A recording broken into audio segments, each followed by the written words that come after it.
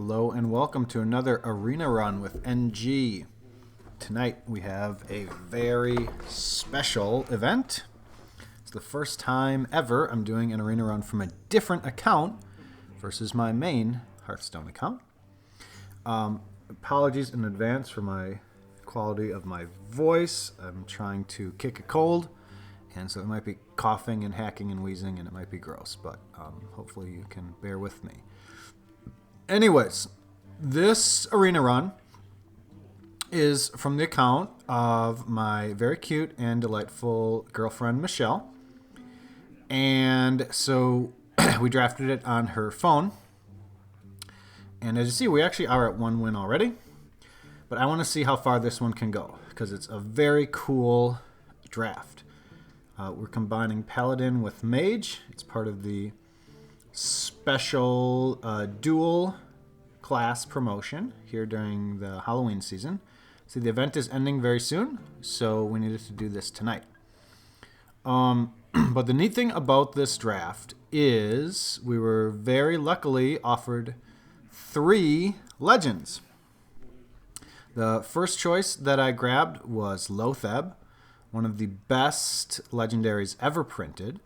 5 mana, 5/5, and he is really useful because you drop stuff on 1, 2, 3, and 4. Then he comes down and protects it. Your opponent can't use Consecration or Holy Nova or any such thing to clear your board, and it gives you a big advantage.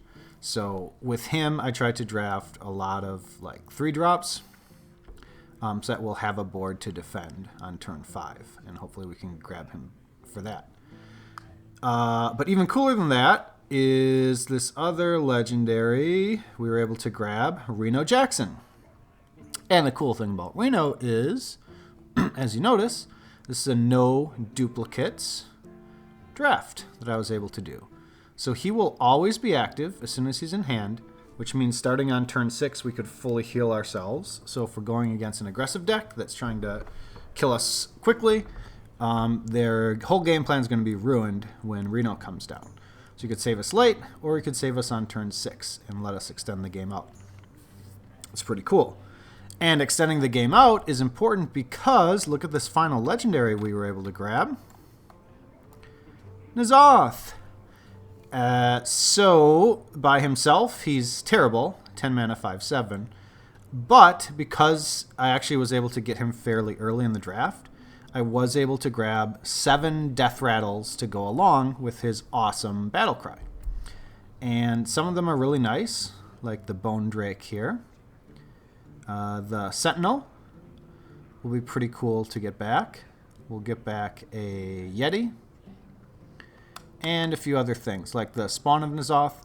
Now, that's a bad card in general, but when it comes back along with 6 others, that'll be really neat.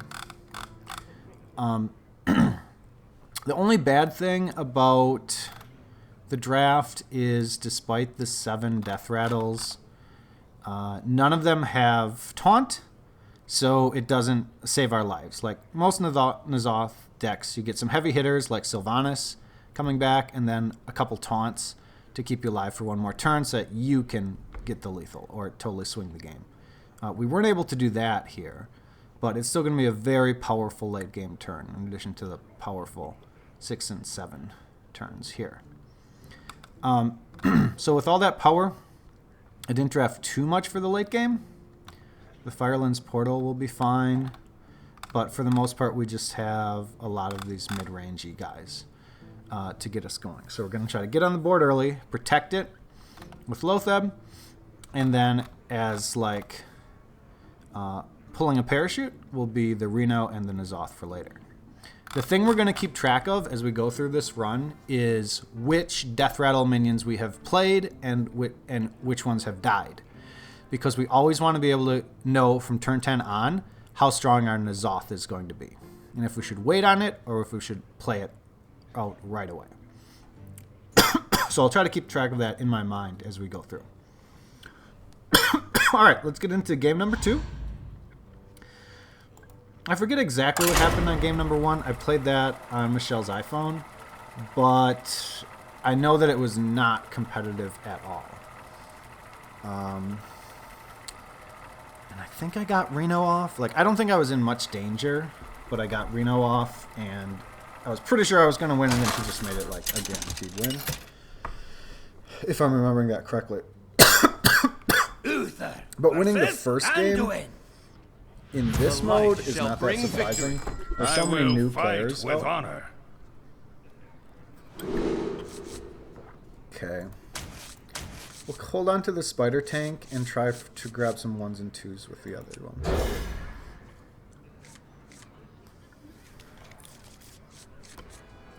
He kept all his cards. He kept all his cards, so either he has a killer opening hand or he just has no idea what he's doing because he's a new player. I'm going with he has no idea what he's doing. I am ready. We didn't get the 1 and the 2, but we did get a 1 and another 3. So that's pretty nice. It's not great to play a 2-1 into his rogue hero power, but I don't think he's smart enough to use the coin and eliminate it. I think he's going to play a 3-2 here. That we're just, oh, he's just going to fast. All right. For Mechazard. And we very luckily drew one of our 2s. One of the synergies we sadly missed on this deck is we did not find any secrets to go with this mad scientist. And that's really unfortunate because it's a Paladin Mage. So I had the 1 mana secrets and the 3 mana secrets available. I think I was only offered 2 all draft, and they both were like okay, but they were up against really strong other cards, so I didn't end up using them. I feel like I had this Secret Keeper early in the draft, and so I was looking for that advantage the whole time.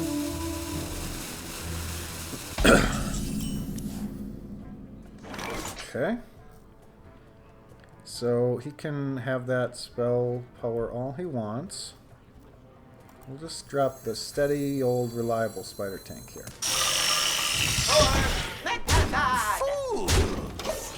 And go for face. Sorry, I think it's a little loud in your ears, this sound. Let's go down to 50. That should be better. Alright.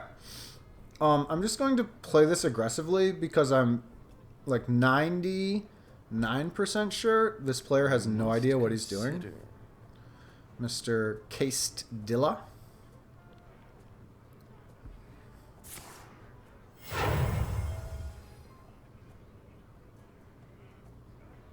Calm down. I'm a doctor. I can fix anything. Okay.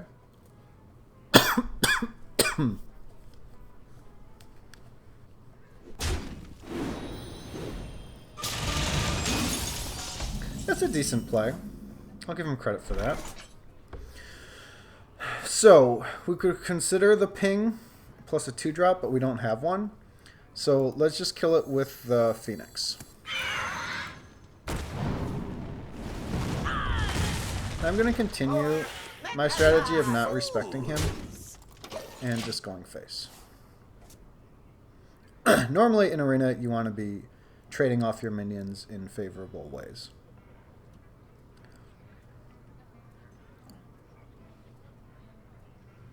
But I feel like against a new player like this, I'm just going to put the pressure on him and he's going to crack and make some mistakes. Come close and listen. That Iron Sensei is such an annoying minion. From back in the mech heavy days that we used to see.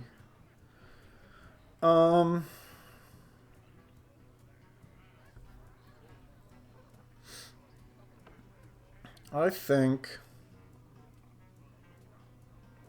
we're going to ping here.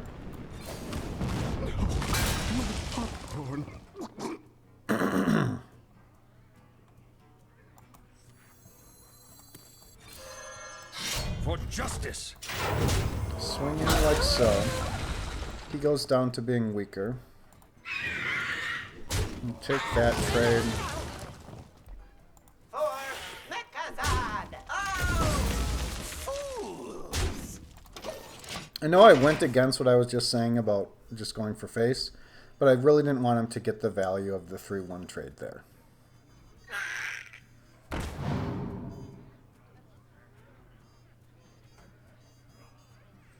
Alright, so the Reno isn't going to be very relevant. He is only going to heal us for 7. But it might be worth it just to get the body down. Oh, one unfortunate thing with this weapon, I didn't get any Divine Shield minions. But it was just like one of very few removals that were being offered. This was a day 1 draft, by the way, which is relevant because... okay. Alright. A few ways to do this, but I think...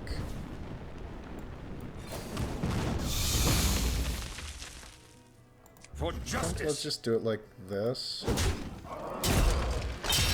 Fools!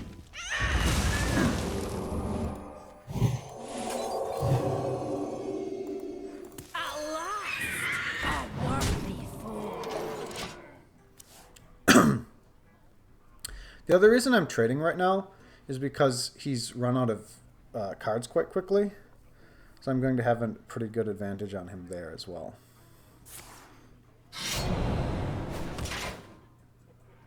Okay, you have nothing to do with 6 mana? What the heck does he have up there? Oh, always feels so good to go get Volcanosaur down on turn 7. So this guy, 5/6, not the greatest, but he double adapts. Makes him pretty crazy. We're just going to give him stealth here. Foul lizard. Because we want to guarantee lethal. Normally I wouldn't have done that. I would have gone for the +1/+1. But we just want him to be sitting in the shadows, ready to strike, because we know we're going to be so close to having him dead. Unless he has a Reno of his own, which, again, super rare. Okay. Alright. Sure. Alright, we're just going to blow his mind with the Reno, just for fun. He might have never seen this card before since he's a new player, so this will be neat for him. We're gonna be rich.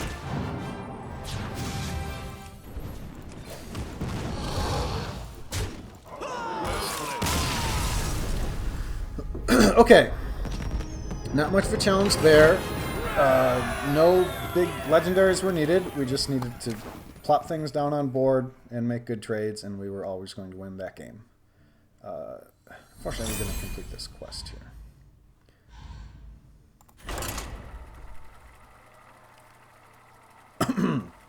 I love this. Instant matchups against people. That tells you that there's a ton of people online right now all trying to complete their arenas before Halloween time is over.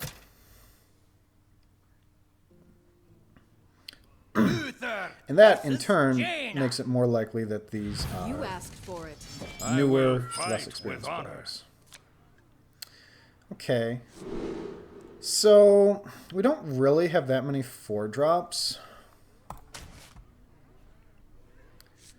A lot of times I would send this back to try to get a 1 or a 4. But since we have coin, it gives us a little more flexibility. Let's just stick with this for now. Alright, and we get another 3.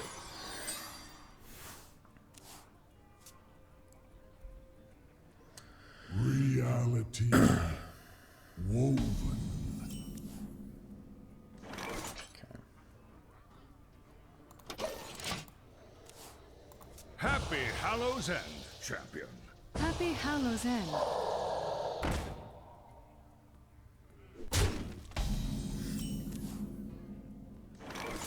Alright.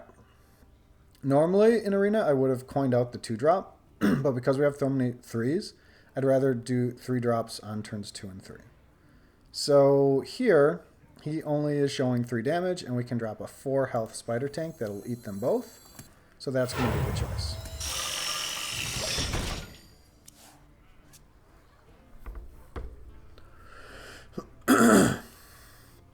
No one ever plays this as a 1-drop. It's always been used as like a turn 10 play in Standard. Because you play it and then you do something powerful like a Flame Strike. You're not that sharp. But in Arena, it's totally fine to play it as just a normal old one. Alright. Normally we'd want to hit this guy, but this is kind of annoying. It's going to keep generating minions for him. Even though they won't be very strong, it is a little annoying. So, I think... Let me think.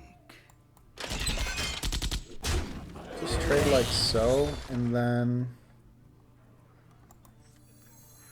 At last! A worthy fool.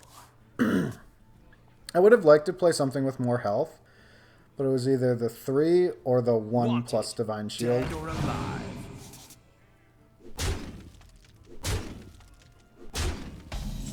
Alright, so he's going very aggressive here. Oh, we do have a secret. We have Avenge. One of the best secrets ever printed. Oh, that's cool. But anyways, I think what we're going to do here is use Flame Cannon, but we're going to try to get value out of it and try to make it more likely that it hits the 3-4. So, first thing we're going to do is knock out this 2-1.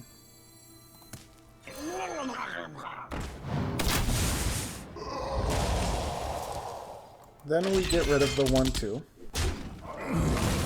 Then we get rid of the 4-3. And then it guarantees the hit here. So now, we control the board. We have the advantage in hand size. We have quality stuff to come down. And he's having to tap to try to find something for 3 mana. Golly, Bob, howdy, I am undead.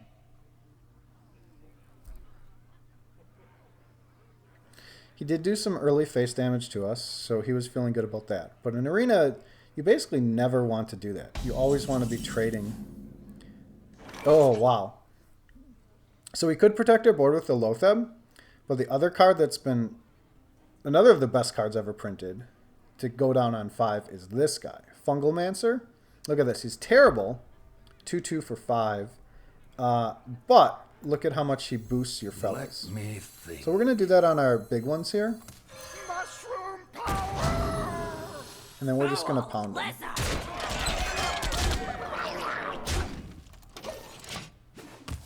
By the way, I'm doing a little bit more explaining than usual on this run, and that's just because I'm going to link Michelle to it.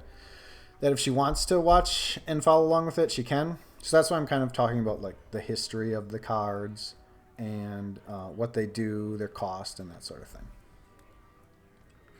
What to do? Whereas in my normal streams, I just assume anyone watching has played quite a bit of Hearthstone, like through the years.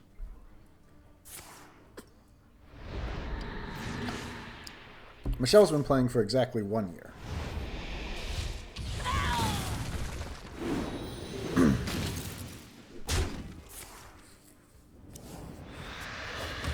Okay. He continues to do damage to my face, but at a huge cost to himself. I really am not amazed with his strategy here. Let's just protect our board. I see. And we'll play one of the best cards ever. Mushroom punch. There, and now we threaten lethal. So he's all happy because he gets to do 2 damage to our face every turn. Hooray! Or 3 damage? 3 damage, okay. He's doing 3 damage to our face every turn, so he's all excited about that. But in reality, he should not be so darn excited. Alright, so we trade in the 5. We trade in the 2. Ping. And that allows us to have. So again, a very easy win that had nothing at all to do with our luck in being offered 3 Legendaries. The Lotheb protected the board, but he was basically dead 99.9999% of the time. Regardless of what we drop there. It was just nice to drop a 5/5 just to like guarantee to be able to get through his taunt and deliver the lethal. But I don't think the negative on his spells portion was really relevant there. We got another very fast matchup right here, which makes me think we're still playing someone who's not as experienced. I will fight with honor.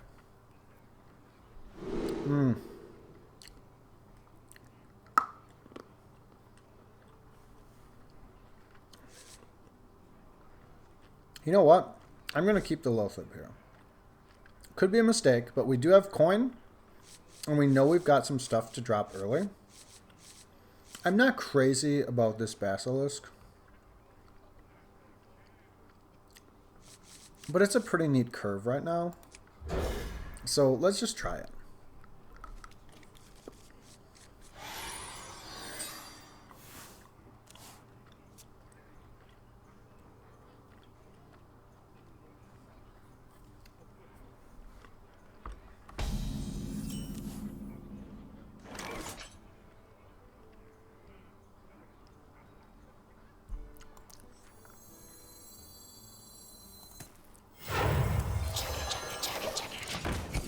The Snow Chugger is an insane minion to get down on turn 1.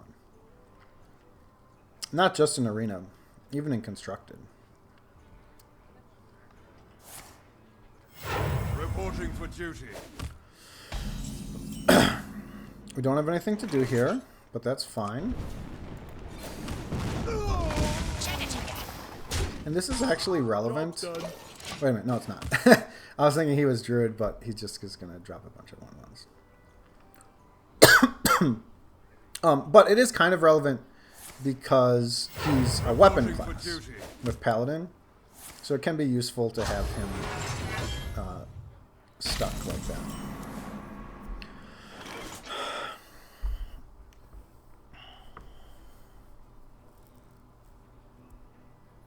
It's kind of silly to Basilisk here.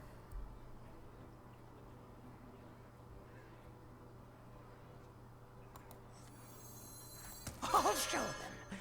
I'll show them all. We'll just do it that way. We have an easy remove next turn.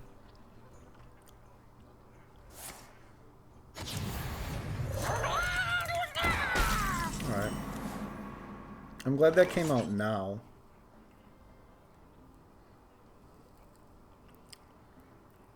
It's an annoying one to deal with.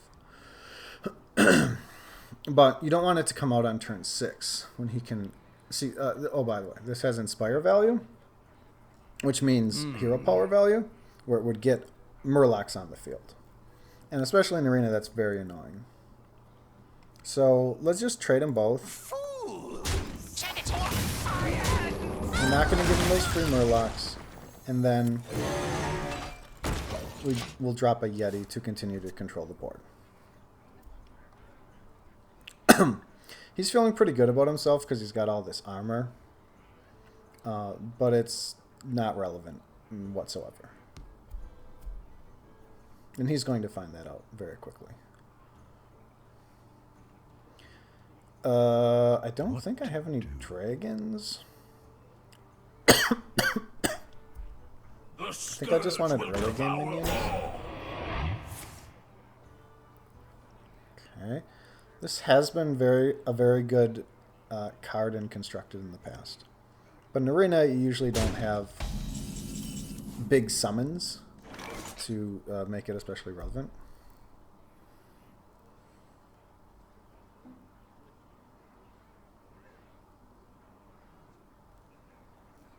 This is nice in that it gets the kill here, but a 1/6 doesn't scare me very much. So let's just put a bunch of meat on the board. And also protect it at the same time.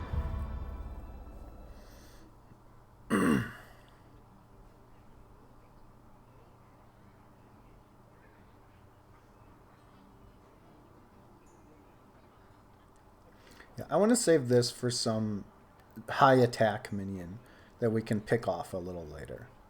Let the dark consume you. Reporting for duty. So he's so happy because he got a legendary. He's like, I'm so cool. When actually she's just a spider tank. You know? Oh, here's my spider tank. She's fine, but you're not going to have things to target on her.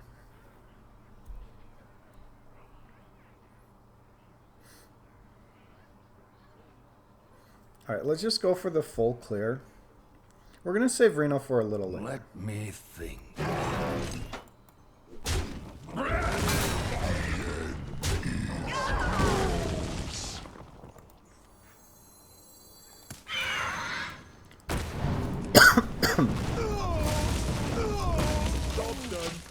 I know I said I was trying to find a high attack minion to do the pick off, but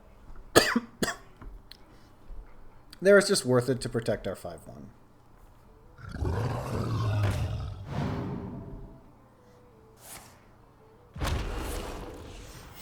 Reporting for duty. Alright, 5-7 is certainly annoying. Oh, baby. Gotta love that Fungal Mancer.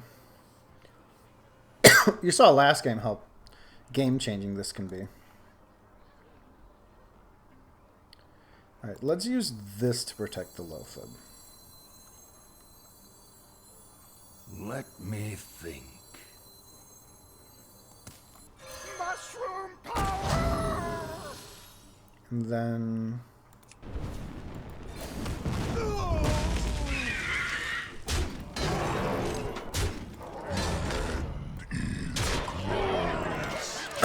So he obviously doesn't want to continue taking 7 damage every turn. But now he has to sack his 5-7. Form of dragon. Oh wow, he did actually have a targeting ability that he could have used on his little spider tank. Good for him.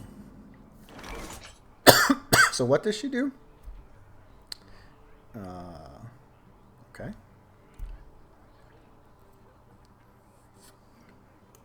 Normally you're happy with a gastropod, but not so much here. And we already have a 2-2. We could play Reno, but we're not actually that threatened right here. So let's just make this trade. Mushroom punch! Make this trade. Freeze him. Protect against him playing anything big. I must move quickly. And drop our spider tank on this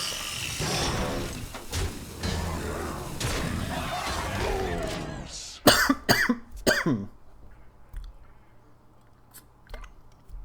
So we've got an easy remove with the Basilisk next turn. Unless he has some kind of consecration here. Well, even then, it still is alive, so... he needs 2 spells. What to do? Okay. You can have all the 1/1s you like, bud. Oh, wow, I actually do get value here. Aw. Well played. I've gotten the value here. I didn't think about the Basilisk as a possible thing. Alright, so another easy win. Did having any legendaries help? And the answer would be no, they did not. That person just didn't quite know how to play. Or maybe their deck was not so great. You'd think we'd be playing quality opponents here. We were at 3-0. But they still are not really arriving. But yeah, I just want to note the Loatheb was really only useful as being a 5-5. Have never needed Reno so far, and haven't even drawn Mazoth. So we're not just getting lucky because of the draft. Okay, sitting at 4-0. This account previously had only had a 2 win key. So we've already got it up to a 4 win key. Pretty cool. let's play again. This arena started at 9 p.m. Usually I'm not playing until later at night, like around midnight. And you would know that if you've watched previous streams. I play a lot of 500 win players.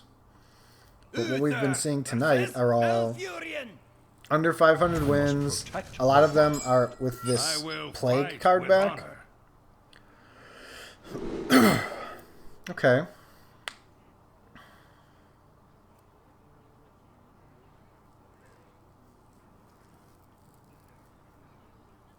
This isn't the greatest start, but the curve is somewhat reasonable, and we do have the coin to smooth things out. I think let's just stick with it.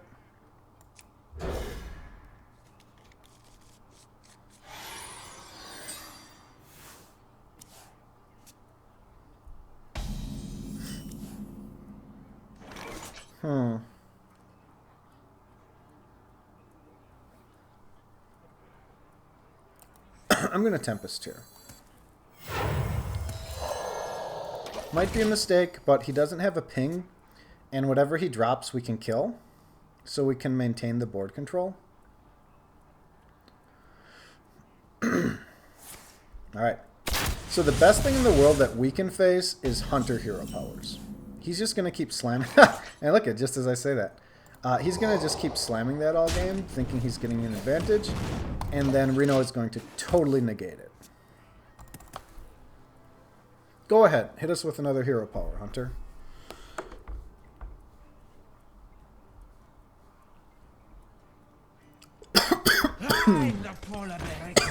Alright. That's a quality card. But you know what else is quality? Doing that.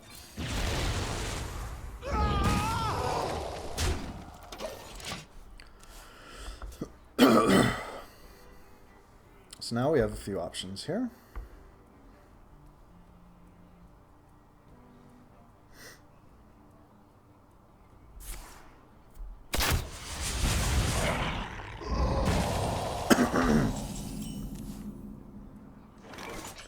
Okay, we could kill it with this plus ping.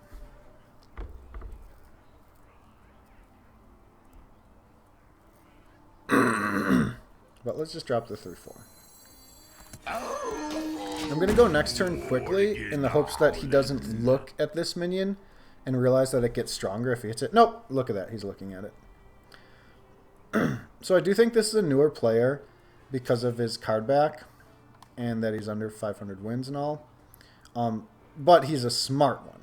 He's already got 4 wins, probably 0 losses, possibly 1. But he knows enough at least to know what he doesn't know, and he doesn't know this card. So he's investigating it and thinking, how can I kill this? Instead of just sending in the 3/3. Okay. And he finds the value there. It's a good job. Oh, wow. He's going wild here.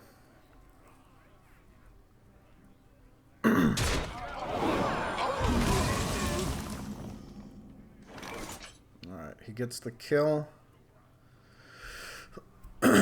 We could eliminate it with Rallying Blade plus Ping. But I would rather... I wonder...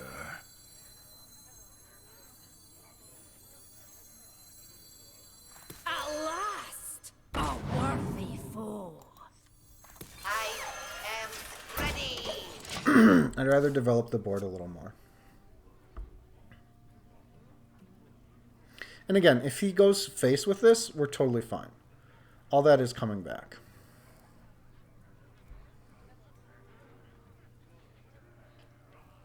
A lot of times against Hunter, I would be playing more defensive.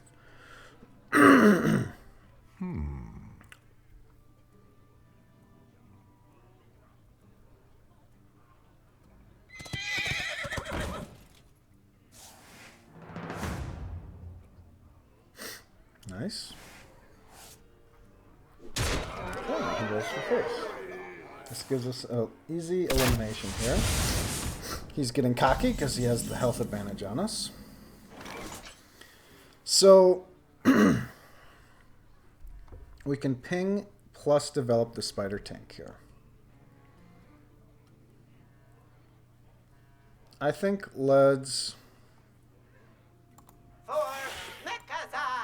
see what spirit part we get. Taunt. All right, that'll be relevant later. Throw a lizard!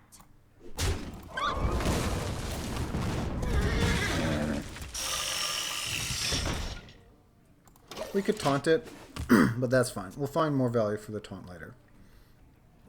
So next turn we've got two very strong plays. The Volcanosaur or the Portal.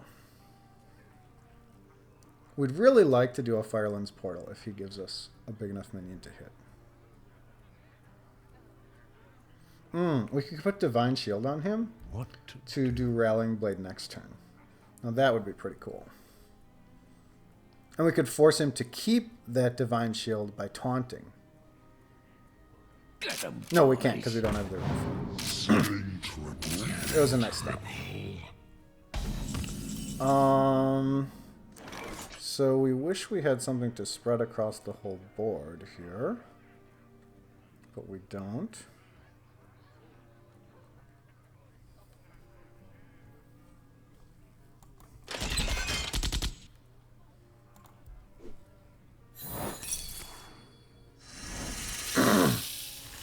That's annoying. Let's just eliminate it.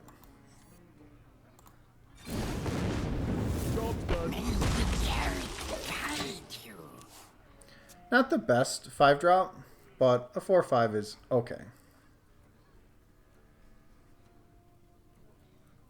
By the way, Michelle, if you didn't see the how that card works, you do 5 mana to something, or you do 5 damage to something, and then you get a 5 mana minion as well.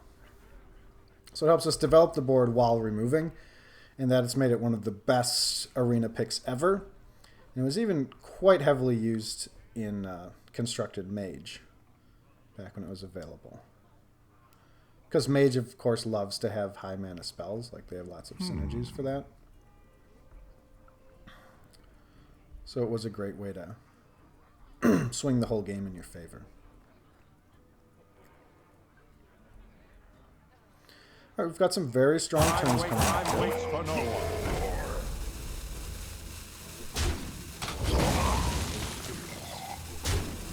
We want to kill that thing without using any spells.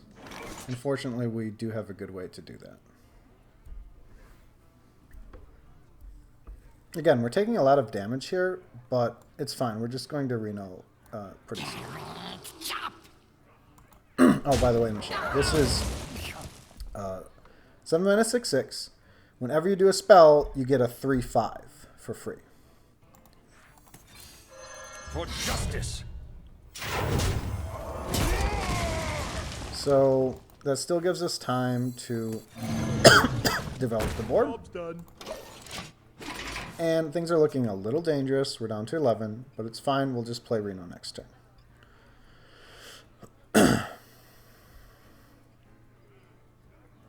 And we can play Reno and make him really strong because we can trade this guy into something.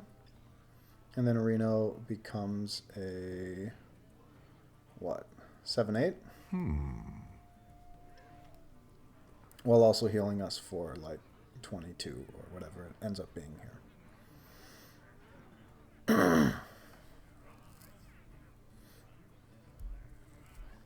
The Ultrasaur is a crappy 10-drop.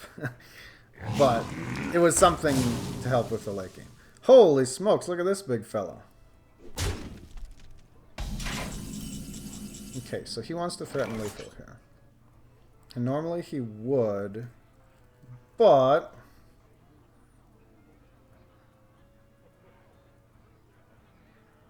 we can play Reno.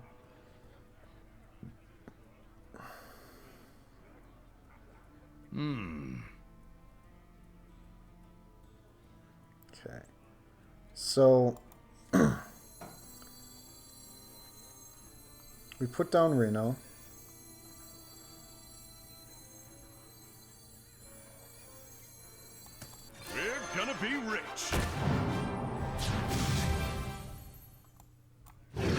We make this trade.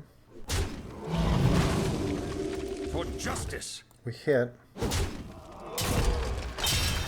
We do the 2. I must move quickly. And now we have a nice little advantage. Well, we're still behind on health, but we have advantage on board, and we're not dead, which we would have been if not for the Reno. We wouldn't have been able to swing in there.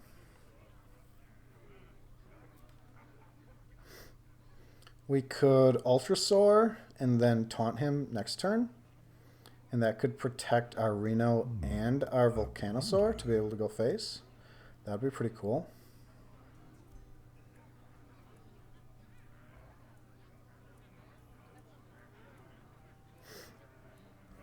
But another good play is just getting the Volcanosaur down and then pinging this guy away and then attacking in whatever he drops with our 7-9.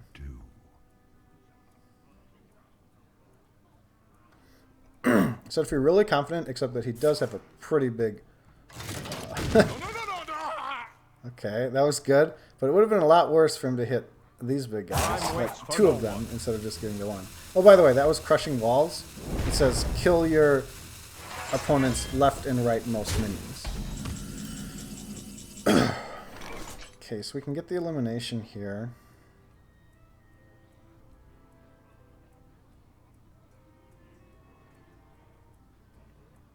I think let's just do that for now. I see.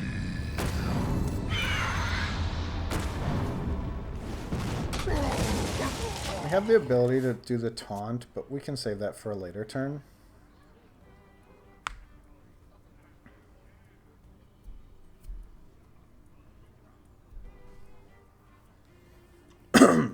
So anyways, the point is Volcanosaur usually kills, when it's used at all, usually kills 2 huge minions. And hit there, it killed 1, which is bad for us, but not terrible. One thing I'm doing a poor job of is I'm totally been forgetting to track my Death Rattle minions. So I don't really remember what value we would get out of N'Zoth, which is quite relevant now.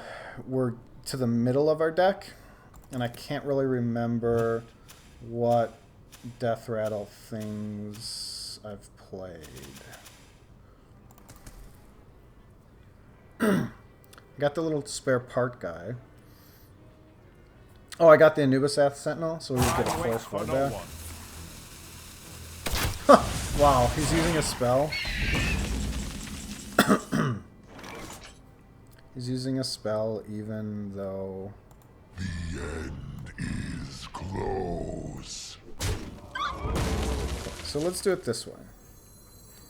We'll go Volcanosaur here, and we'll make him scary.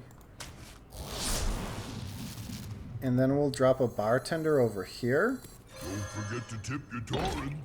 And then we're going to taunt up the Bartender so that he has to get through that before he can deal with either of our 2 big boys. Now, we want Wind Fury here to be able to deliver 16 damage. So he needs something like another Crushing Walls to get out of this jam. And even if he does, we get to drop a nice 10 mana fella next turn. So I don't think anything really gets him out of trouble here. He can taunt it up. Oh, poisonous minions. Okay, that is actually pretty nice for him.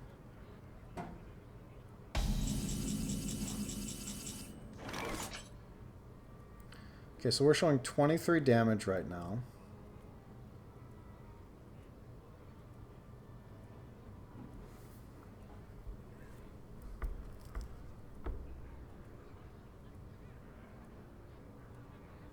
Let me think.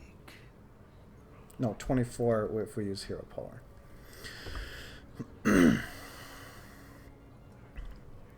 I think let's trade this guy off. Bottoms up.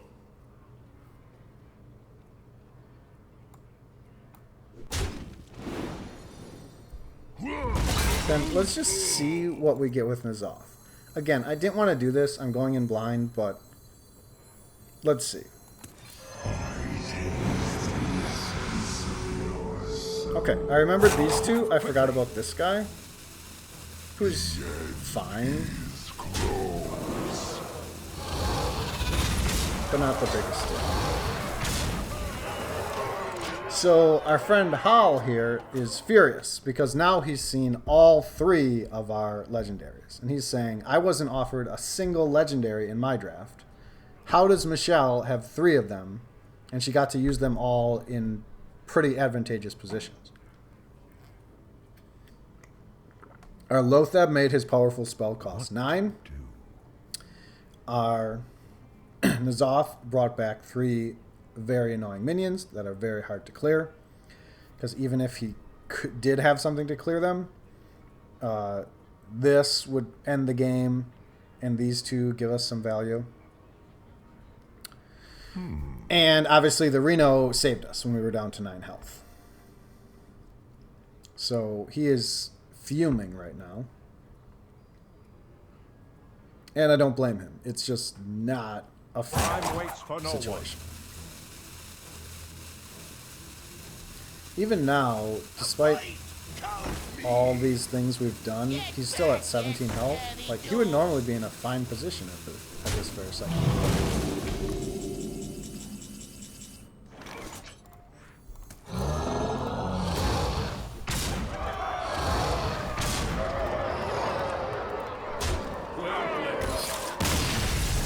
I just wanted to show him that even if I hadn't gotten lucky with the legendaries in the draft, I still did have a big 10 mana thing to come down on board to give him trouble.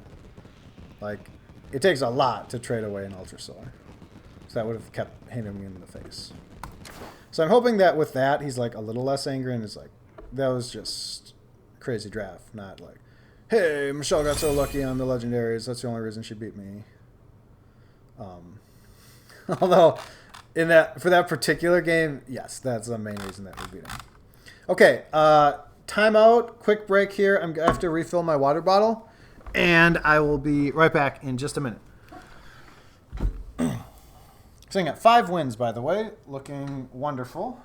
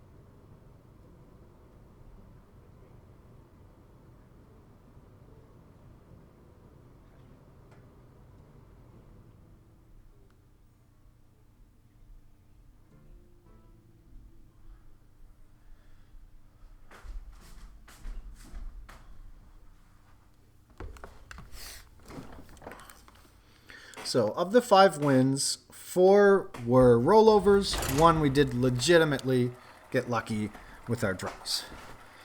But with so many powerful cards in the deck, I don't think it was that lucky.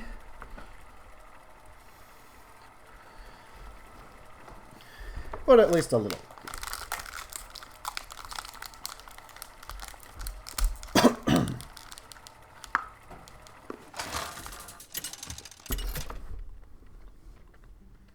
Okay, this game we have to keep track of our death rattles. Versus Uther. I will fight with honor. I will command the light.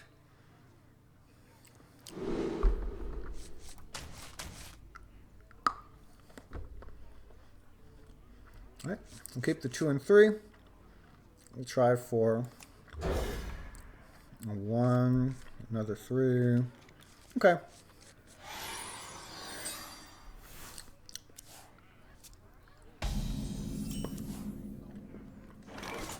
They're not the most amazing guys to get out on turn 1, but it's fine.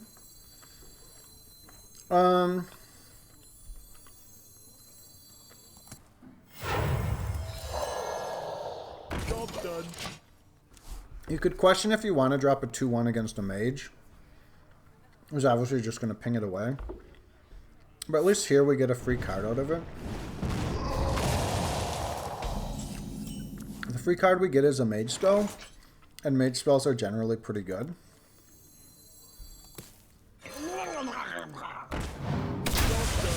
Now this one I'm happier with. Because he can ping this away, but he has to float 1 mana. And doesn't develop the board. And we have a spider take to come down next turn. So that one I'm happy with giving away.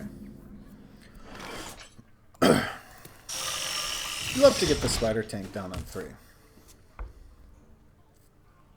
He could have this very card to remove it. But otherwise we're in good shape. He doesn't win the turn unless he has something like Flame Cannon plus a 2-drop to go along with it. Accidents, they happen, you know? Oh, wow. So he boosted 3 minions.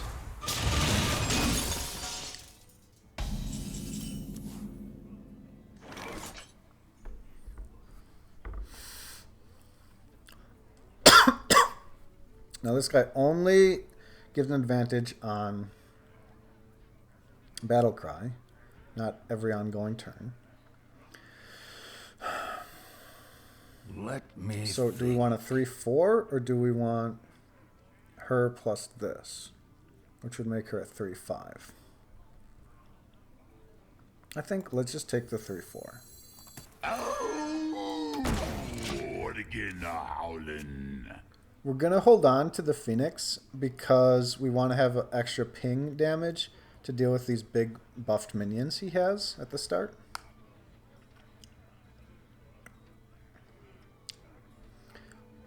By the way, any Game Facts listeners would know how much I would like to defeat Icehawk in a competitive setting. So, this guy's confusing. If I kill him, he gets an 8/8 when it dies. So that means we're just going to leave it up and force him to send it into me. Because if he kills this, it would be his turn and he would not get that 8/8 skeleton. So we're just going to ignore that and let it go. Normally against a 3/3, we would be flame cannon. We do a ping and we do a flame cannon and we would just eliminate it. But as is, let's just do this. I'll show them. I'll show them all. Face the airs of magic. And then we're going to make him strong. We're going to turn him into a 5/3. And the reason we're doing that is to bait him into sending his Scalamancer into it. Because we want him to think, I can't afford to continue taking 5 damage every turn. He's doing the smart thing and making a value trade instead. I'll give this guy credit. He certainly knows what he's doing more so than our early opponents. We should be playing smart people by now, though, because we do have 5 wins. The grave. Okay. Not sure I agree with that ping. I mean, I'm clearly going to trade in the 2/2 here. I mean, the 2/1. So that's kind of a little questionable.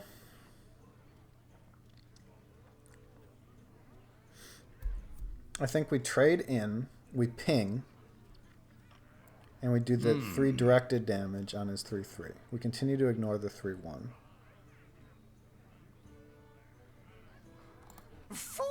Oh, I'll actually get value off this. I'll get an Avenge.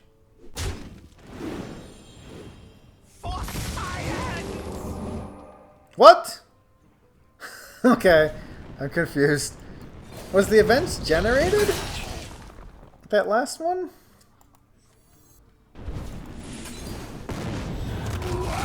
Okay, I don't know what's happening. I must move quickly.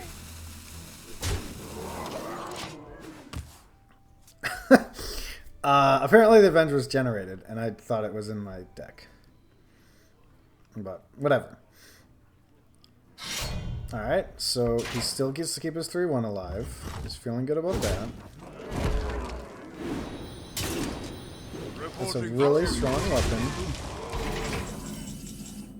Gives you a lot of value. Whew. So many ways to hit his board, but I just don't want to hit that 3-1.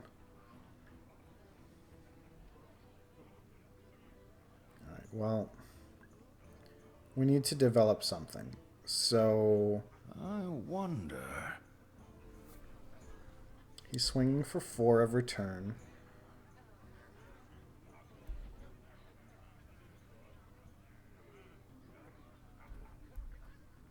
I think let's do it this way. For Mechazard! See what spare part we get. Kill this as well. Now, Don't we worry, can love. Horse The Rider cavalry's here. and make it stronger. Must move quickly. Giddy up. So now he has to trade away the 3-1 to stop me from getting value. Oh wait, no, he can ping and then hit in the 4-2. Alright, fine. Accidents, they happen, you know? I can't believe he drafted 2 of those. Well met. Oh my gosh, this guy has so much value. It's not surprising that he has 4 wins. Because this is insane. Reporting for duty. Reporting for duty. Downside for him, we have him to 13.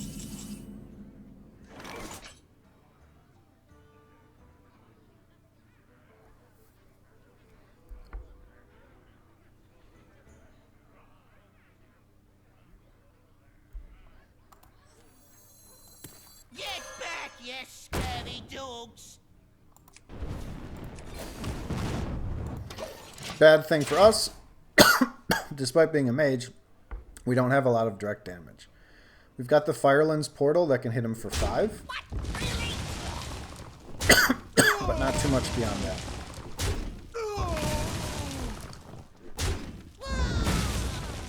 Nice to get him to trade away his whole board. Ash to ash. What the heck are these 2 cards? He's got 2 buffed minions that he refuses to play. And this one is double buff. So Reporting for duty. it has to be a 10-drop. Reporting for duty. This is really absurd.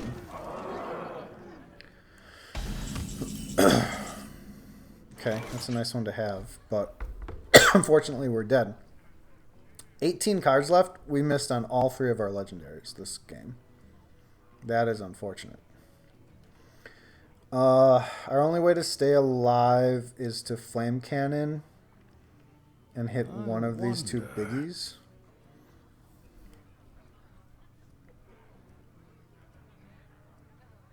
He's showing 12 while we have 11 health. So we have to ping this away.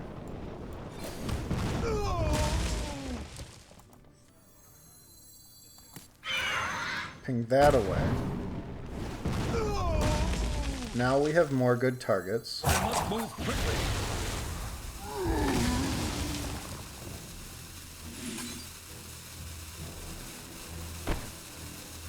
It's fine.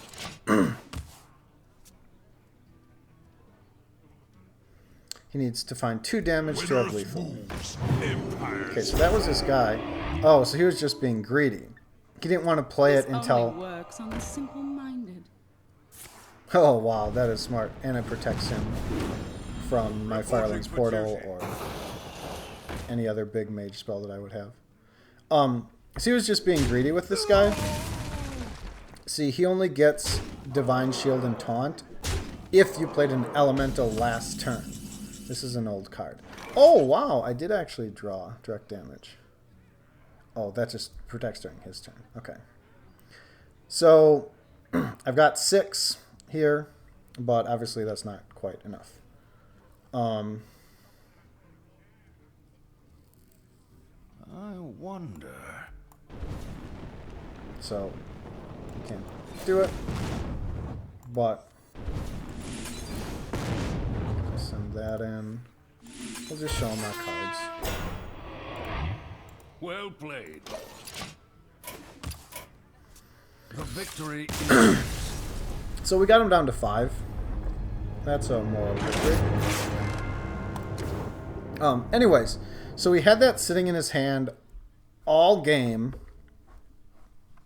He... Honestly, I think it's a mistake to not play that out earlier. Because when it comes down by itself, it's not very good. But it's already a +1/+1 buff from the early creature. And then it was a +2/+2 by the end. And yet he still held on to it to get the Divine Shield and the Taunt. He just felt like he could be cocky and like put it out and look really cool. And in that case, he was actually right. He did have the ability to do that. But anyways, that player was very smart. He played to his advantages. He made good trades. He did everything he'd want to do.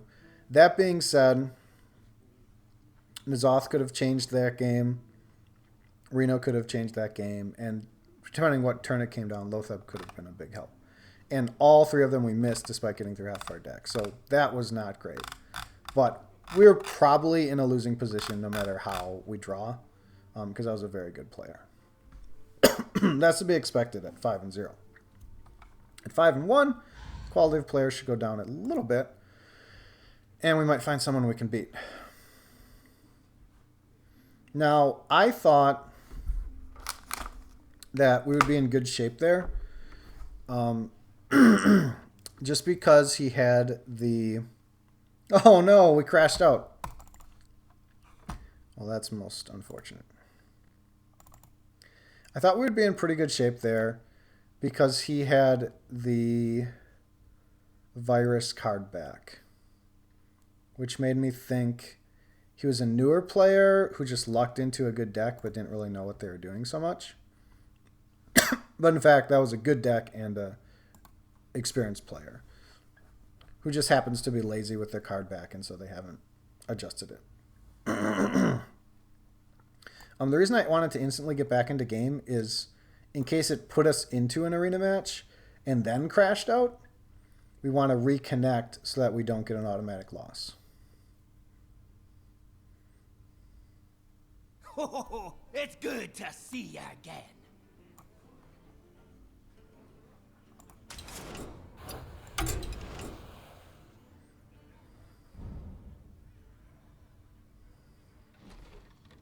Okay, good. So it didn't actually join. So we're fine. I've got my water bottle. Let me grab that real quick.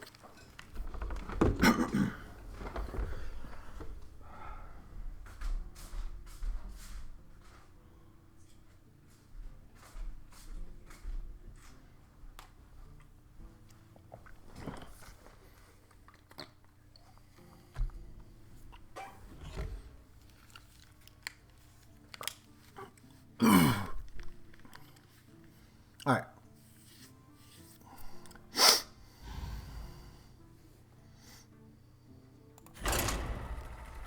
Let's go at 5-1.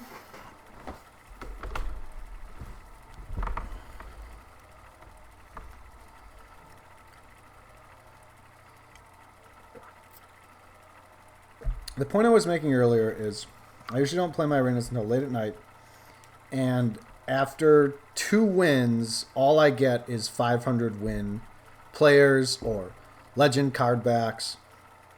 Just absolute killers.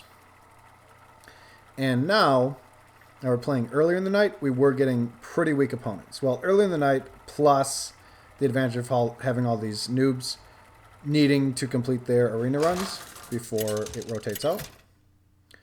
And it's got like the green glow as you load it up. So everyone is encouraged to check it out. Let the hunt begin. I will command the light. This is not good enough as a 3-drop. Neither is she, honestly. But at least she's something. So we'll hold on to her for now.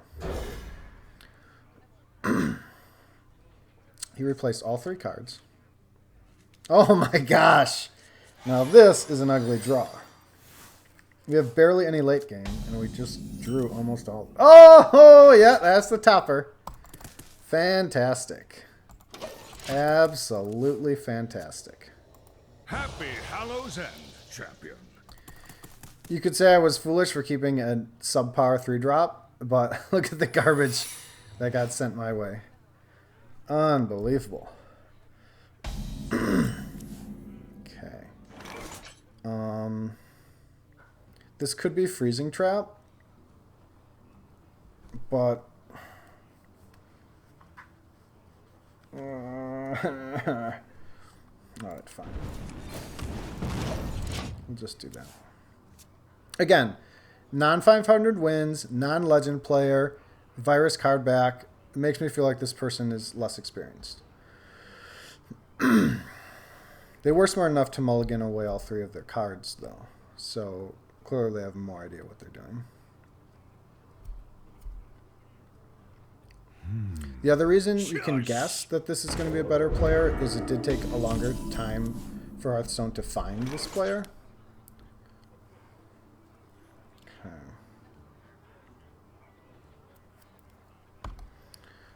Okay. This is an older card. Stealth and Divine Shield. So we can't target it right now. We could hit it with this.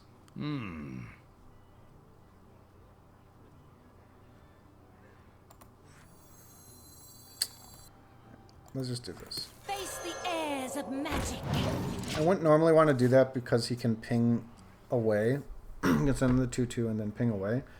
But I would like to keep the curve just to smooth out our janky curve that's going to be coming out here.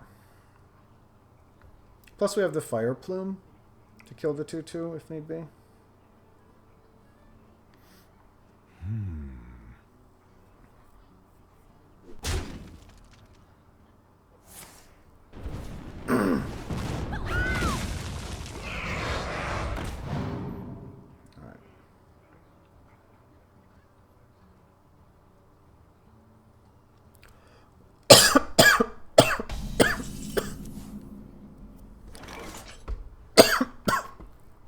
So we're going to Fire Plume and kill this 3/2.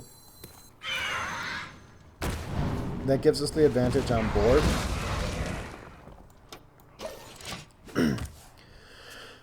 Now, if this is Freezing Trap and it comes back into our hand, it's not the end of the world because we get another +2 damage ping on the back end. And honestly, that might be our best play at 6 with how terrible our hand is. An incredible discovery.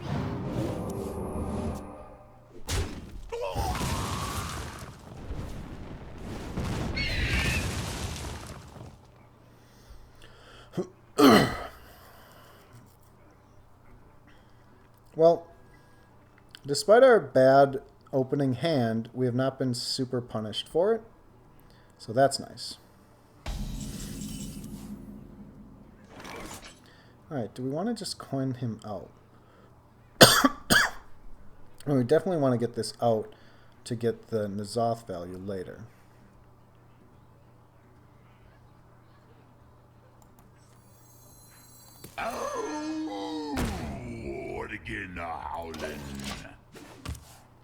He's only showing 3 damage, so let's just go with the 3/4. We know he's got a secret right here. You don't know if it's a mage secret or a hunter secret. Alright, first damage we've taken all game. That's incredible, given all these 7 and 10 drops.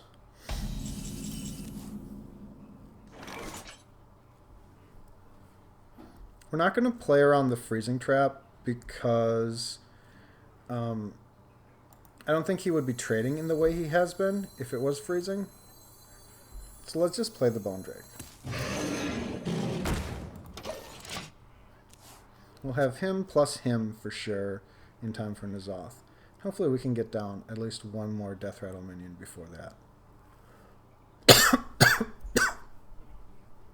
Does N'Zoth bring back Volcanosaur if you use the Death Rattle adaptation to give you the 2/1/1s? I wonder.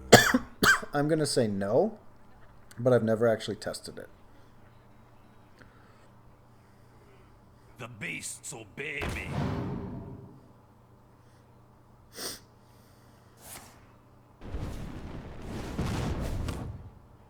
What the? Well, now he's acting like it is Freezing Trap.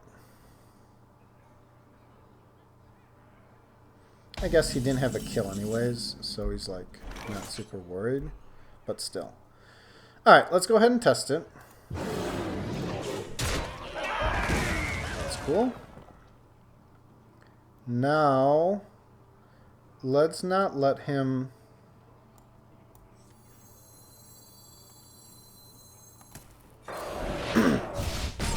let's not let him make this trade.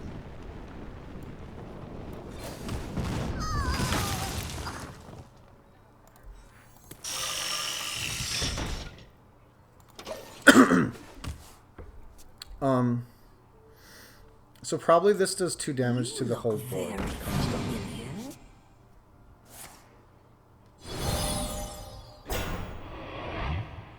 Shiny, shiny, lovely loot. Oh, you got some nice value there. So, given that we're thinking this is Explosive Trap, we want to be a little careful how we play this.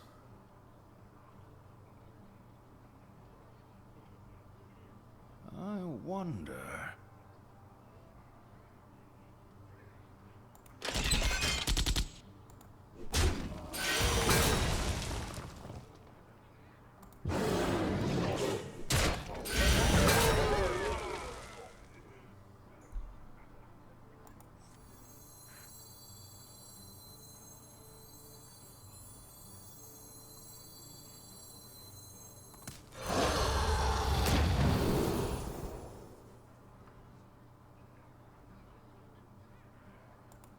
Move quickly.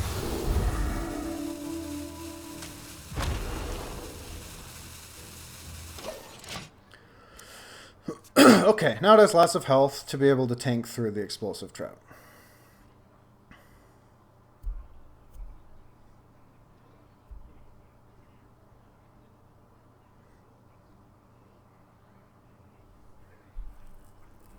No reason to rush out the N'Zoth here. We can continue to build more value. We could play the Ultrasaur. Honestly, be fine on turn 9. Oh, by the way, I put him in the middle because I'm playing around Crushing Walls, getting our 2 big guys.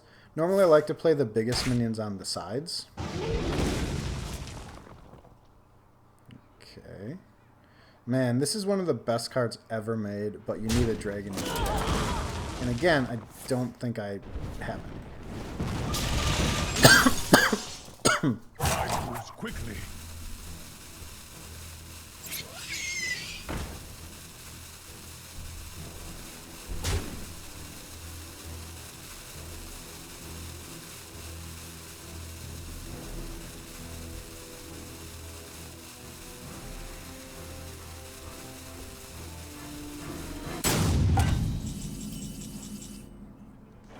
Alright, that's cool. Let's do it this way.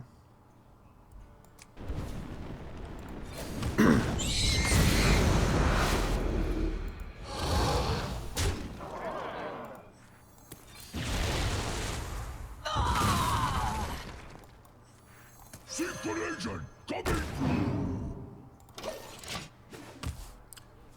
It's kind of surprising that he killed the 6-2 if he did have the Explosive Trap. But maybe he just didn't want us to get the value trade. That's a nice one.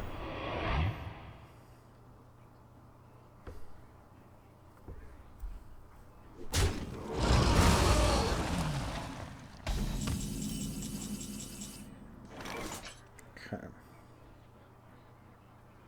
Move aside.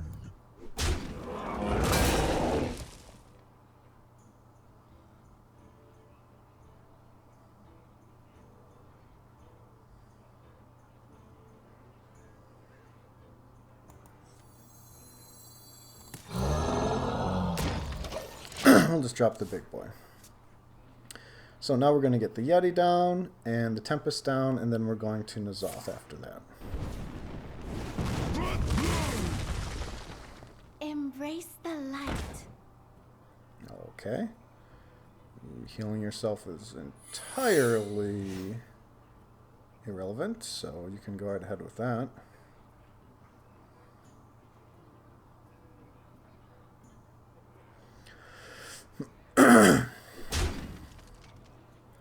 So this guy's, like, done okay, but now he's out of cards, and we have so much value here.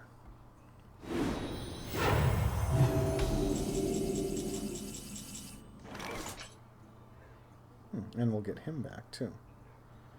So...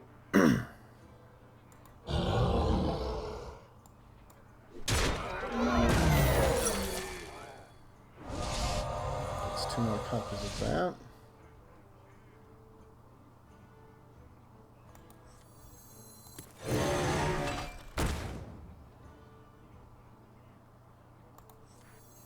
I'll show them. I'll show them all.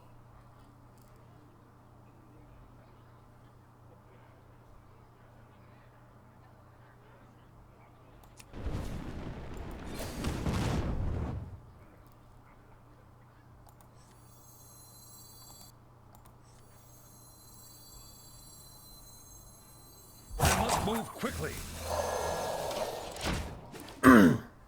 With it likely being Explosive Trap, you wouldn't normally want to play these 2 health minions.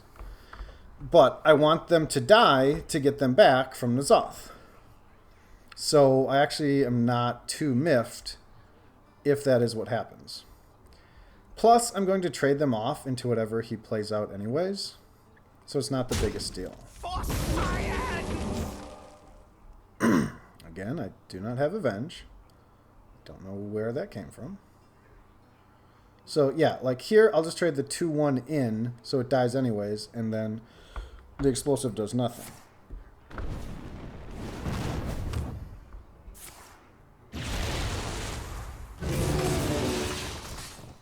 Just taunt. There's no look save. We know he has a target for that 3-3.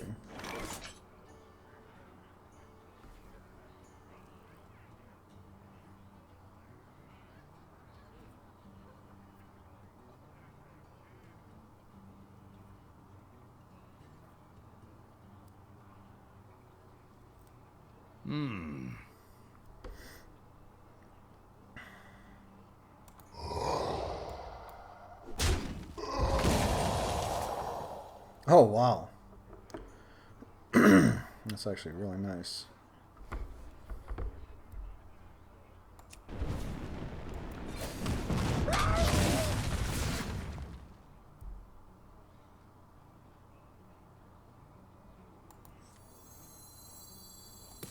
Don't forget to tip your Tauren.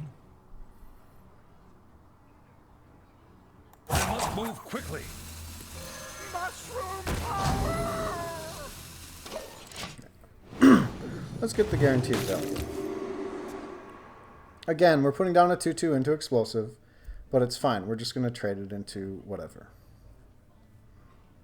This is incredible. Potentially game-changing. He did get some boostage on his minion there, so it's going to be coming out stronger, but I'm hoping that this will deal with that. We've still got Reno coming. We've still got Lotheb coming, and they should be coming fairly soon. We're down to the bottom half of the deck. I'd love to get that Anubiseth Sentinel down for the extra value off N'Zoth. But with him having so little in hand, I don't feel like he's going to have many answers for our huge N'Zoth turn. So I just want to pop this spell. Well, that is a good card for the late game.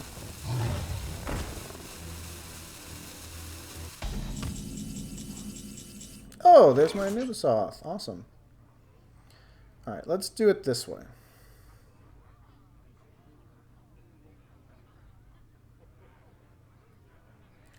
Bottoms up.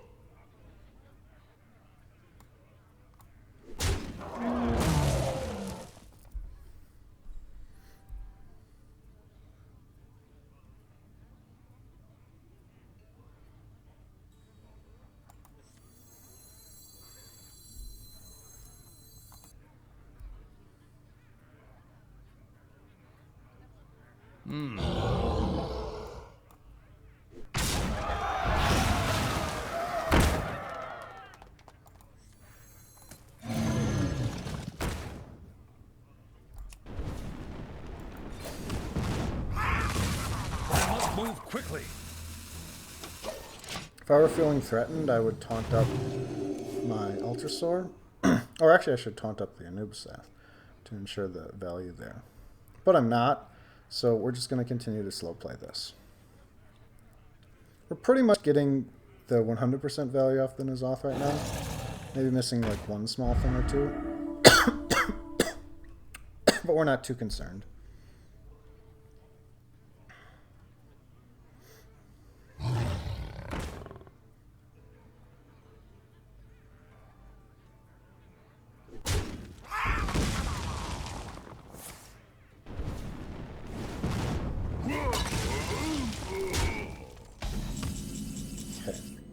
So, oh, the spawn on the Zoth, that'll be good. So this is a really good opportunity to use the arcane missiles. So I think the way we're going to trade it is...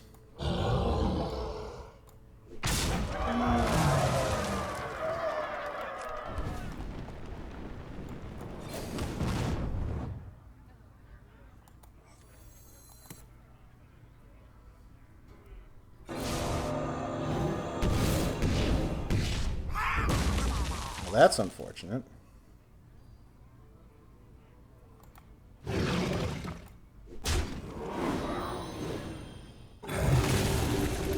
Obviously, that's not how we were looking to do it, but we got unlucky with our pings.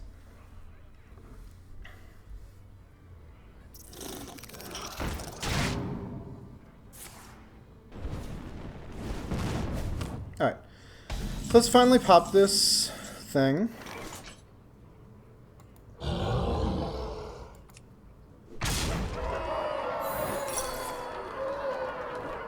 Oh, it was that guy. This guy is so irrelevant, I forgot that he even existed. It's fine. Don't worry, loves. The cavalry's here. We'll just remove it with this. Giddy up!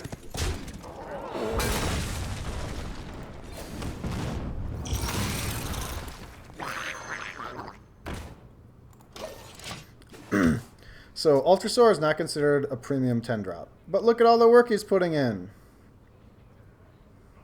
Well fought. I can see.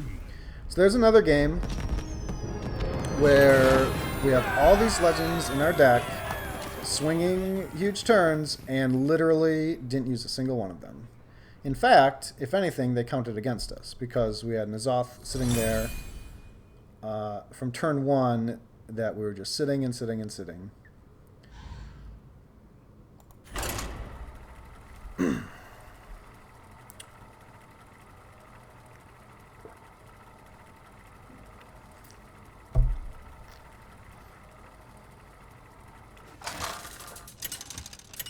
That was an incredible win just because of our bad opening draw. Uther versus Rexar.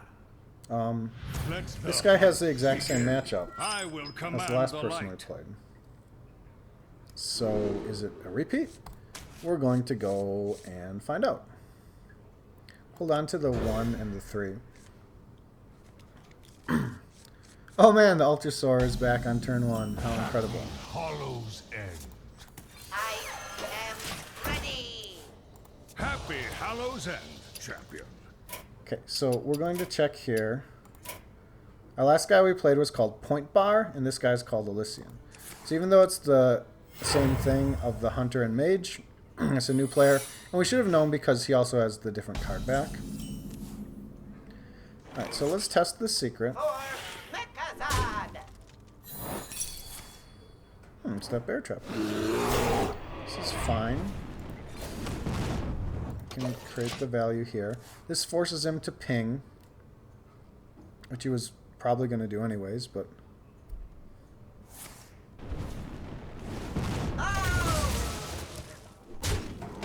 So now we can kill and keep something up, or we could put that out and it dies. So we're going to kill and keep something up. Don't worry, loves. The cavalry's here. Giddy up!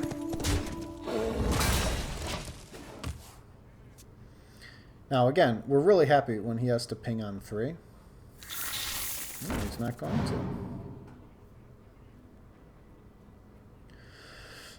to. I would generally agree with that choice, because he'll just get the value trades. Oh, he's got the candle shot. Okay. Alright, totally fine. You know what's a great answer for a candle shot and a 1-drop? A Night Howler. I guarantee you this guy doesn't know what a Night Howler does. Oh, look at that. See that? He's checking it out to see what it actually does. And I don't blame him. I never have seen a Night Howler played in Constructed. Yeah, he's really thinking about how he can make this trade. I wonder. Can he find 1 damage somewhere? At last, a worthy Can't. foe. So he's just going to ignore it. Okay.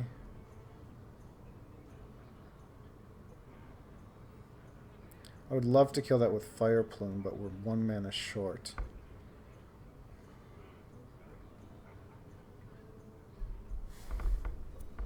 Alright, let's boost up our Night Howler instead.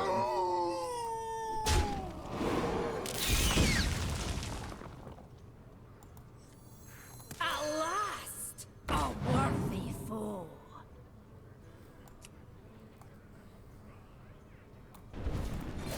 We can get the damage in now to be able to Fire Plume it next turn.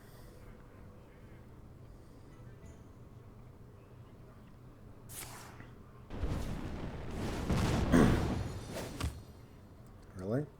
That didn't quite hit the mark. That was a mistake. A little bit of a whoopsie there.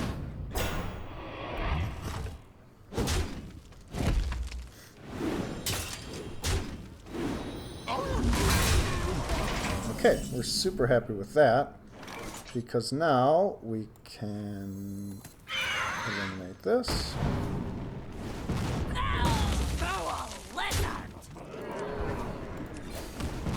And we've already got him to 23. And unlike us, he does not have a Reno Jackson. We'd love to drop the Bone Drake next turn. Nice combo there.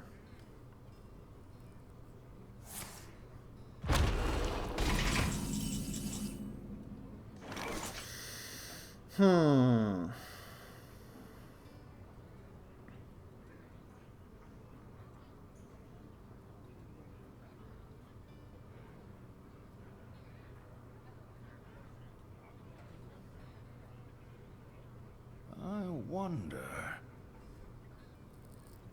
See, the Basilisk isn't so good because he's got 2 pings.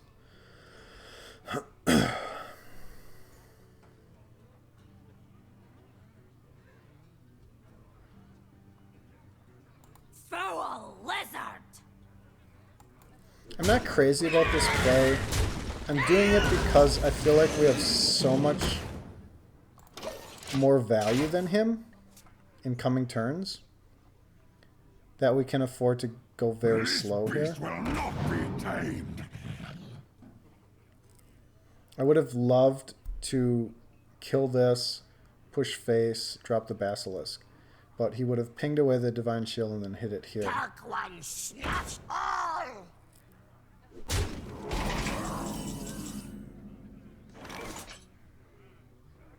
I'm still holding on to those darn 2 pings.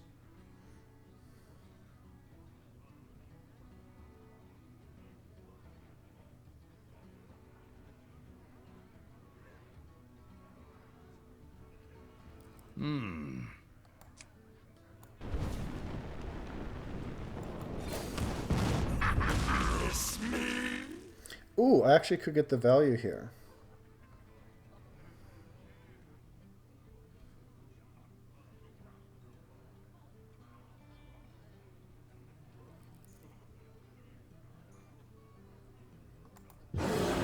That's fine. We'll do it this way instead.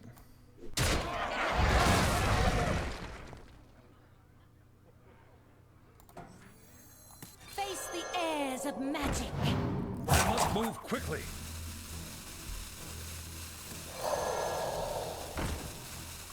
Right now, we don't have an incredible target for the Basilisk.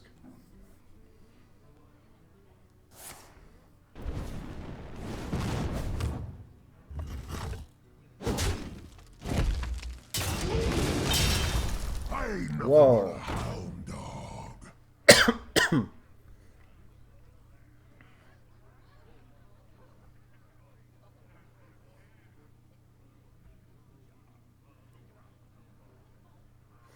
Man, I wish I had Reno in hand so bad right now.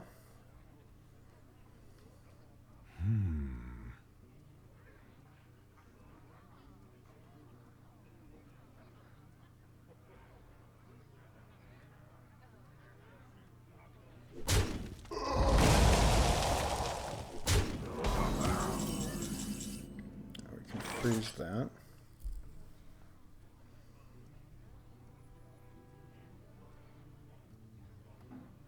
I think that's what we'll do here.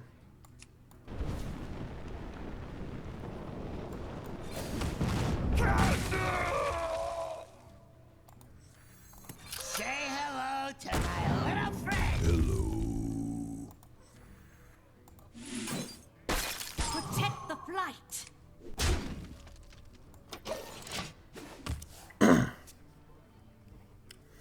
So, Nefarian, Ultrasaur, or N'Zoth all have quite a bit of value next turn.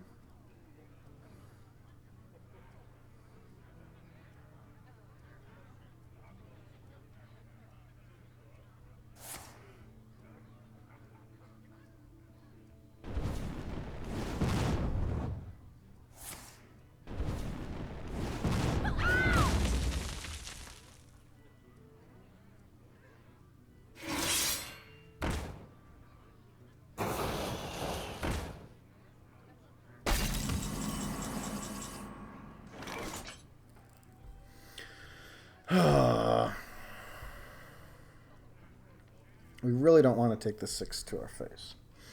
We don't want to trade in our 6/6.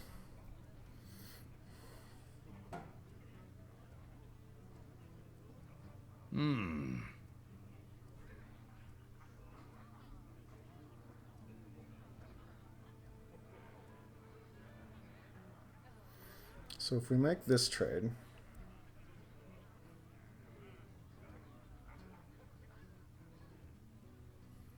yeah, let's do this and put a taunt on Nefarian.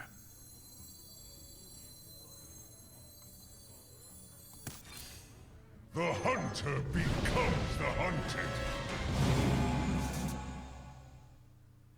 Okay, those are very good. Get him. I must move quickly. That's cool.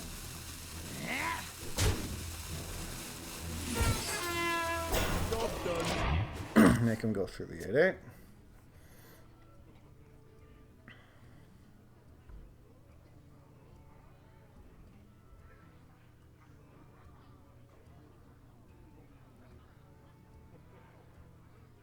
Even high on the hog.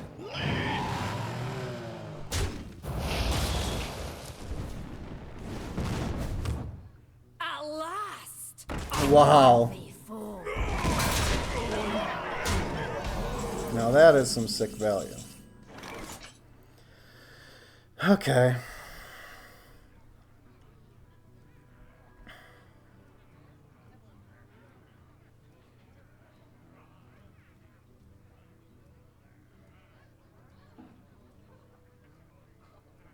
Okay, so this protects us. Problem is he has Hunter Hero power. And we don't have Reno. Of course, it's hiding in the bottom half. Okay.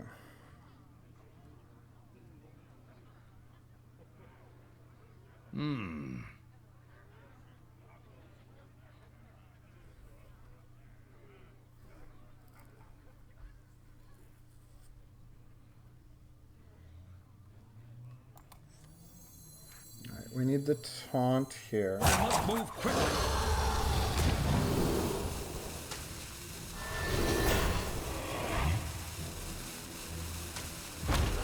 Get him.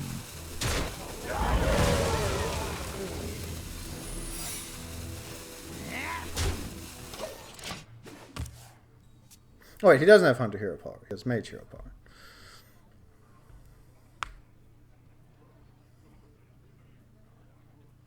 Delicious spider digger.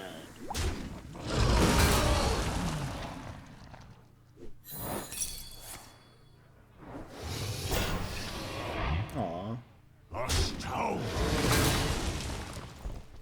Don't forget to tip your token. We were hoping for a 3 attack minion there.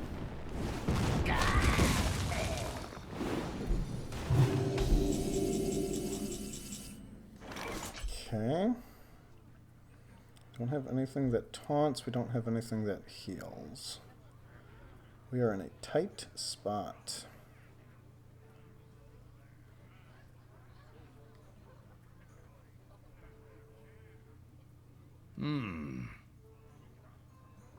Shame. All that value I was talking about. We just needed to get N'Zoth out quicker. I just was too cocky. We had so many good cards. I didn't think he could apply so much pressure. If he didn't have a flipping do 6 damage to a dragon randomly, we would be in fine shape. Alright, fine. We'll just play the N'Zoth. I must move quick. I must move quickly.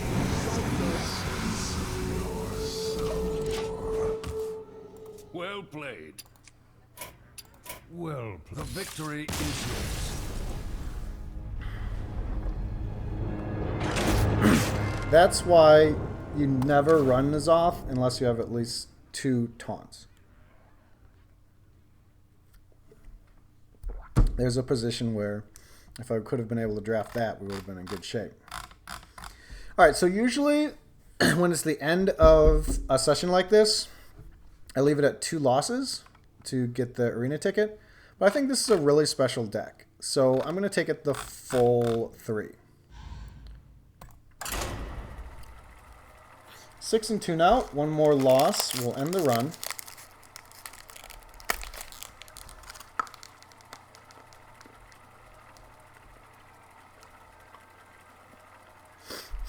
I mean, N'Zoth puts a lot of value on board, but it's not like it wins us the game.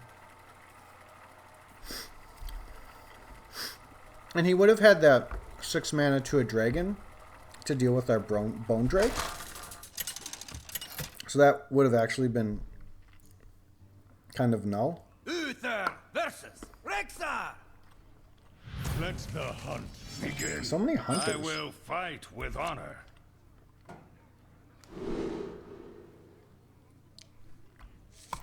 We have the coin. So let's hold both these 3s and the 2.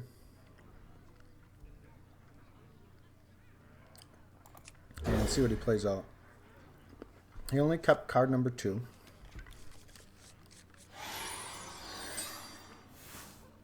I've actually been a fan of Shimmering Tempest. It's gotten us some pretty good stuff.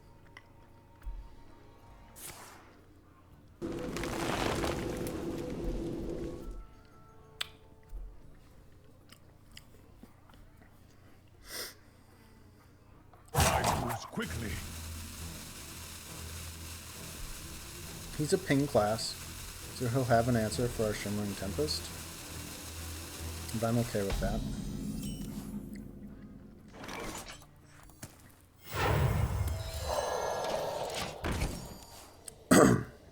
Happy Hallows End, champion.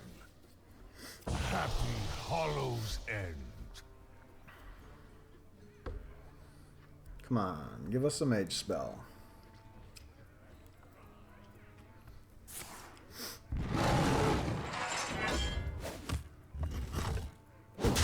Anyways, a Bone Drake. Last game would have been null and void, but when he killed it, we would have gotten a different...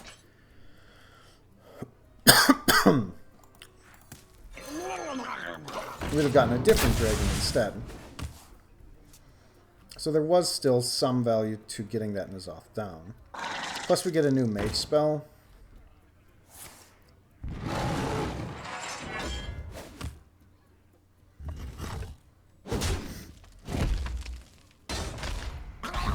Nice, we've got a 3, we've got a 4. Oh, we've got another 4. Alas, a worthy fool.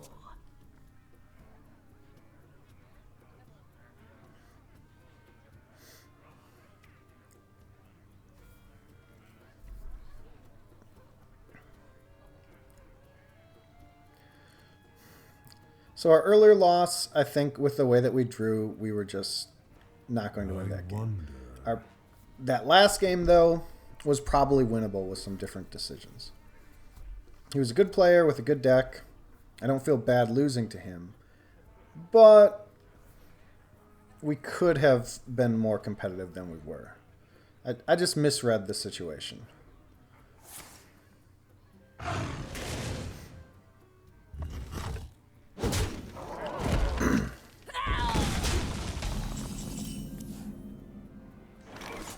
Okay.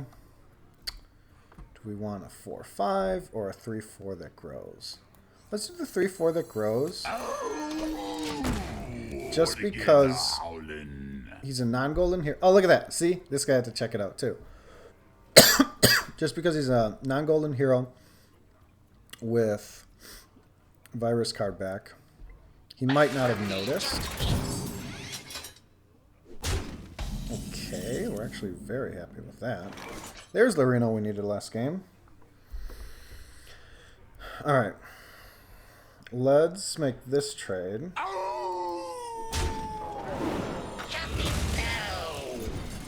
Let's force him to hit it with his face. And then let's just play her on the side. Face the airs of magic. He could have a swipe here, which would be fine.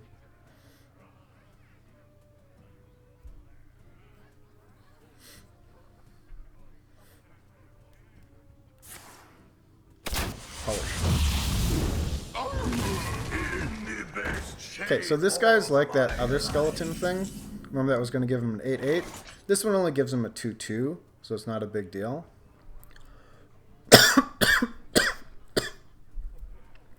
But it's fine. We're still just going to ignore it. Then again,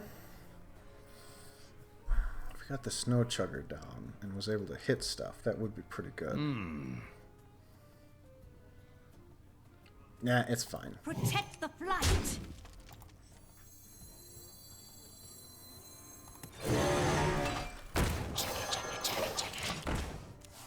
By the way, since he's Hunter, I'm going to continue to put my most powerful minion in the middle, just to play around crushing walls.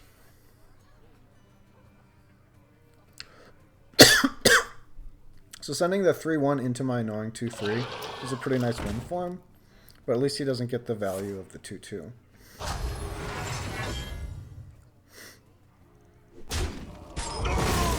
So he gets a bunch of healing, but it's not very relevant right now.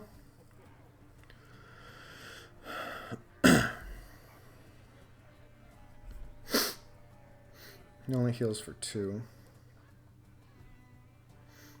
Let's just get the kill this way.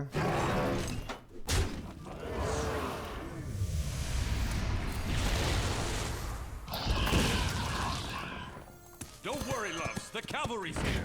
Protect the flight.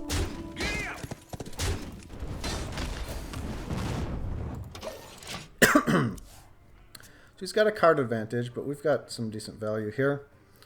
We're going to hold on to Reno until he heals us for a bunch. This world so delicious. Alright, well, that's a bit awkward. So, you never see this boogie monster. I'm surprised he picked it. It's 8 mana for a 6/7, which is awful. But when it attacks and kills something, it gets stronger and stronger. So, we do need to kill it. Which unfortunately means we don't get to drop our Volcanosaur here.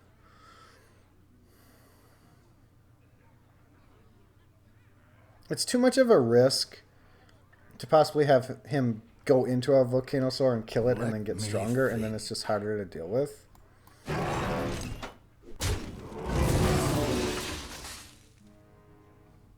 Giddy up! Protect the flight. I must move quickly. Maybe it was correct to just tempo out the Reno Jackson there. Thanks.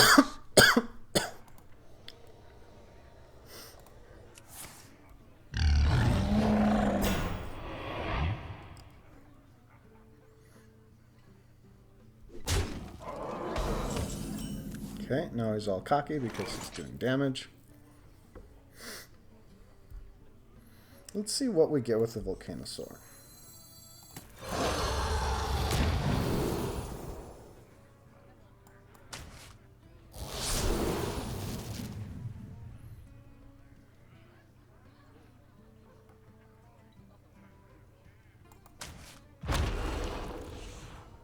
Protect the flight. Giddy up! I'm going to try to hit the Huffer.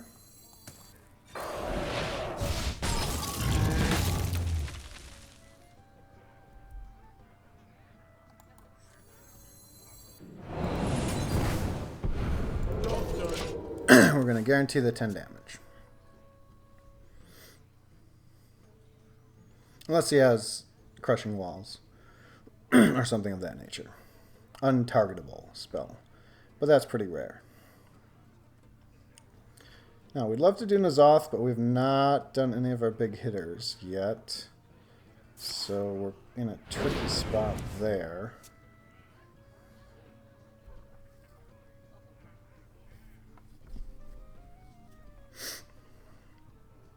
Join the pack.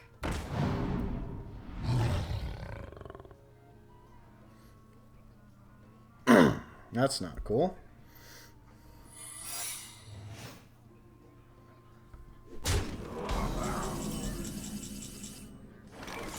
Okay. He might have just done something to put him back to hand.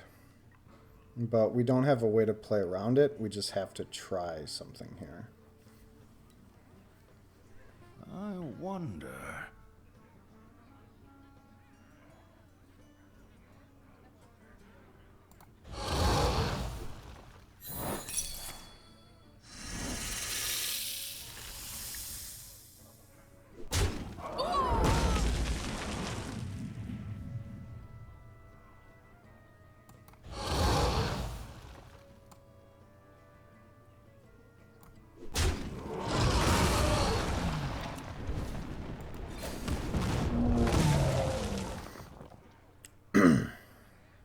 Move quickly. I see. We'll use the Reno next turn.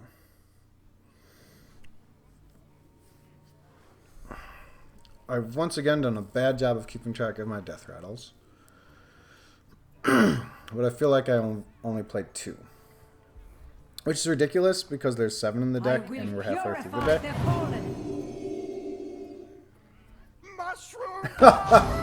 Okay, sure. Let's just have both of those in hand. I mean, I played around those as much as I could. I eliminated 2 of his minions.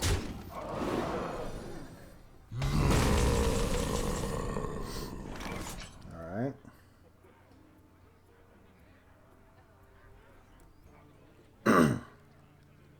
So he has lethal by 1. No, he has lethal by 2. if I just Fire Plume. So the only play is to Fire Plume here.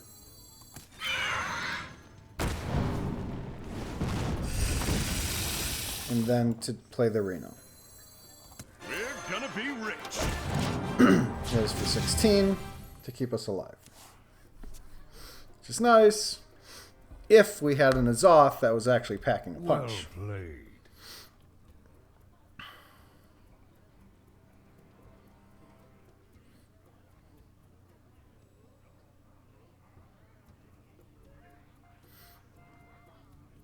So he can take us to 15. But instead he's going to clear. Because he thinks he has a massive advantage in value in hand, which is true. Especially when you have a frickin' 5-13 with taunt. That's a pretty nice thing to have. I have to admit, that is pretty nice. And remember how I was talking about how mage spells are good? Yeah, not Shatter. If I had the ability to freeze something instead of destroying something when it's already frozen, then I'd be in good shape. So all that's left to see is what actually does come with N'Zoth. So let's find out. Yep, I was right. It was just a 2. Now the Yeti's not bad, but it would not have been something that would have won me the game earlier. So it's fine. How much?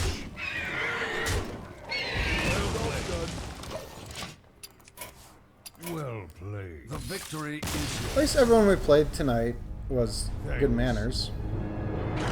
They all gave some well played.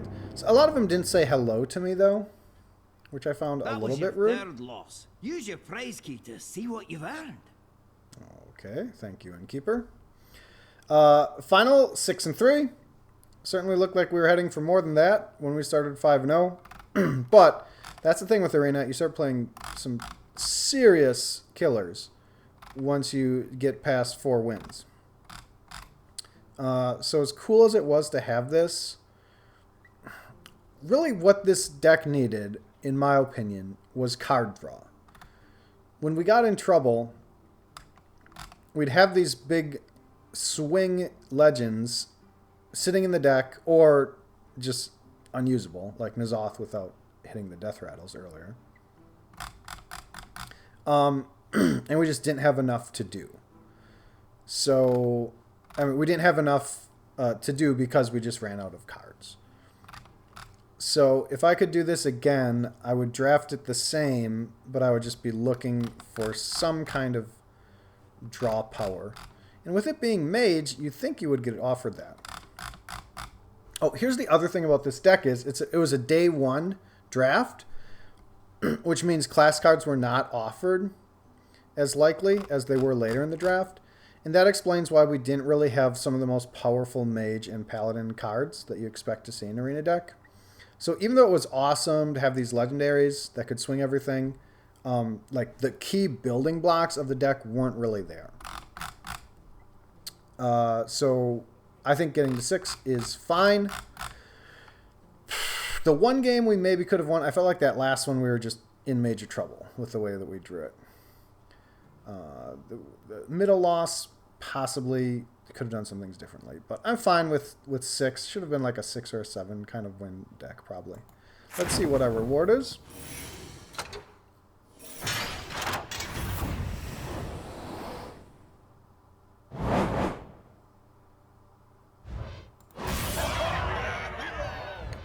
Card pack, 50 dust, and 75 gold. Now that is a really nice reward. We paid 150 gold. I mean, we would have paid 150 gold to get in here. And a card back costs 100, of course. So we made 175 on our 150 investment, plus the dust on the side. So just in terms of resources, it was a very good decision to do this arena. It was a better decision because it was just free ticket, so it actually didn't cost us anything. I will let Michelle open this pack and see what cool stuff is inside there. And after we are done here, I'm going to do a new arena and just leave it, and that way we'll get the prize when it expires 2 days from now. So let's do a quick draft on that. But that wraps it up. So until next time, hope you enjoyed the 6-3 arena run. And until next time, it's NG out.